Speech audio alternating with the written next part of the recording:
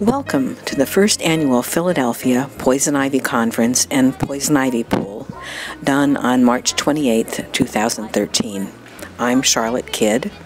The conference organizer and poison ivy horticulturist Umar Micah was kind enough to allow me to videotape the process. I worked for a man last year, this time of year, he was a chef. And he went in his backyard, his wife said, trim that stuff off the fence. He trimmed the stuff off the fence. He got poison ivy all up and down his arms. He couldn't go to work for 3 weeks. He had to take off his 3 weeks vacation. He told me, he said, Umar, his name was Jose. He said, Umar, I'm a chef. I can't go to work like this, make people food. I had to stay home. So it has that impact on people. And so if we can help to alleviate that, then gosh, you know, we'll be able to show some of our humanity. The first step is cutting down the huge eastern poison ivy climbing vine, its branches and trunk, encircling a hackberry tree in Fairmount Park. This 60-foot plus poison ivy is Toxicodendron radicans, subspecies radicans. Hi, I'm John Sachs. I am one of the sponsors of this poison ivy event. And I have a website where I put out lots of information about poison ivy, particularly about what the plant looks like, but some information about how to deal with the rash. And I had thought of having a conference about it, but I couldn't imagine how to start it. But when Umar said he was going to do it, I said, sure, I'll support you. And so we've been down here and we've been getting together and trading stories and learning a lot.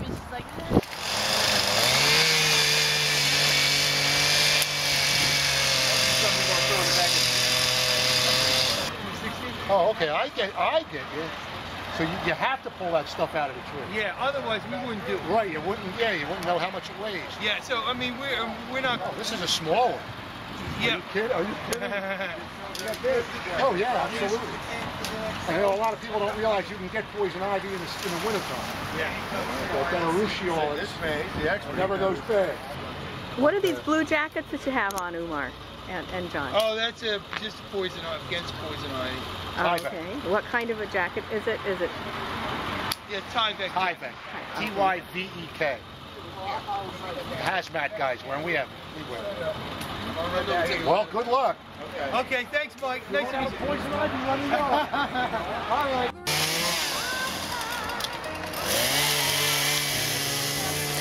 Umar and the group gather and weigh the stems, branches, and trunk pieces, including thick pieces with aerial roots. This plant debris, the roots, and the leaves all contain urushiol oil that causes poison ivy contact dermatitis.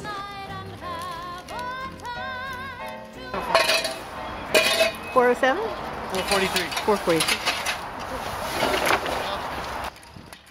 In the next step, Umar, Helene Hughes, Jeff Panicle, and John Sachs, and Umar's removal team dig up the vine's many roots that are growing from the dragon-shaped rootstock.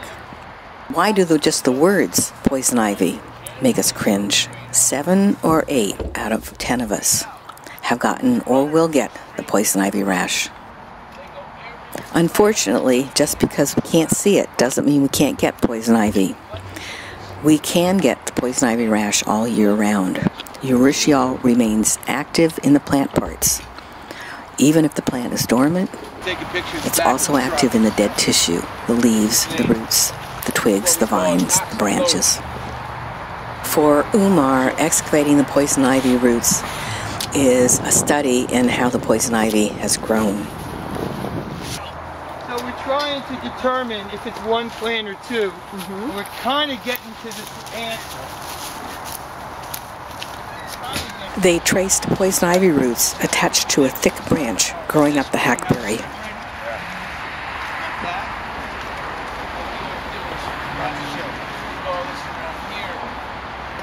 The poison ivy, as a small plant, pushed up against the tree. And as it pushed up against the tree, it signaled it to, oh, we're right on this land. Yeah, see, it came up against the tree. It came up against a tree like that, and it threw these two roots down in the ground.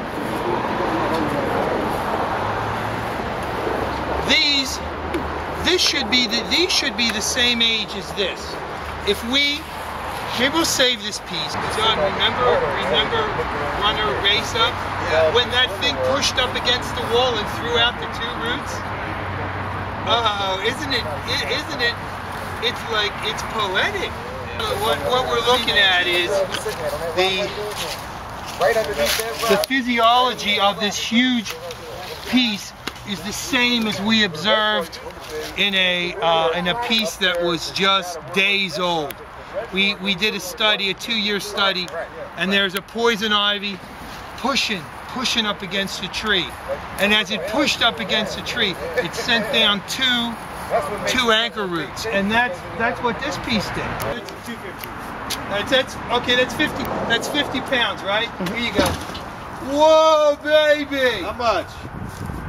17 pounds. Wow, you're kidding. Oh my goodness, that thing's 17 pounds? This is the support. This is the support piece. The big support piece. You can see the rings there. It's 30. I counted them 35 rings.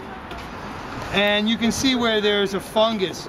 Dr. John Gillesco talked about how hard it is to keep fungus and fungus and poison ivy apart. You can see where it's sealed. See, it looks kind of like a heart there, that line going down. That's where it's sealed. It's sealed. Oh, we could see how many years ago it's sealed. Oh, from back in. Yeah, from back in there. Looks like about 15 years. Say like joint effort by 2 poison ivy removal companies, Helene Hughes, Poison Ivy Removal Company, Greenfield, New Hampshire, and Poison Ivy horticulturalist, Umar Micah, Philadelphia, Pennsylvania. So joint effort. And Helene is the owner of the company, and she has an all-woman crew. I've been doing it since 2003. I was actually a housekeeper, and there was poison ivy where the kids were playing, so I said, can you keep me inside for 20 minutes and I'll clear it up? And she said, you should get paid for that. And so she became my first customer. And then my mom and I did it for a while, and then I got a girl across the street, and basically the women that work for me are all right around my age, give or take 10 years, and we just suit up, right now. really have fun talking to each other while we're doing the job. Hi, I'm Jeff Pennycow. I'm from Jenkintown, Pennsylvania, and I'm a landscape contractor. I specialize in stump removal. I came to the conference this year to learn more about the poison ivy plant and the removal of it, to add that as another specialty item to offer my customers. Filling, emptying, and refilling the trash cans, they tally up all the pulled and dug pieces to a total weight of about 506 pounds.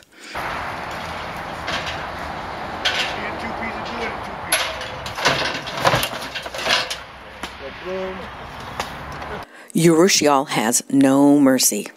From 75 to 85% of North Americans who touch the oil get the urushiol rash, toxicodendron dermatitis.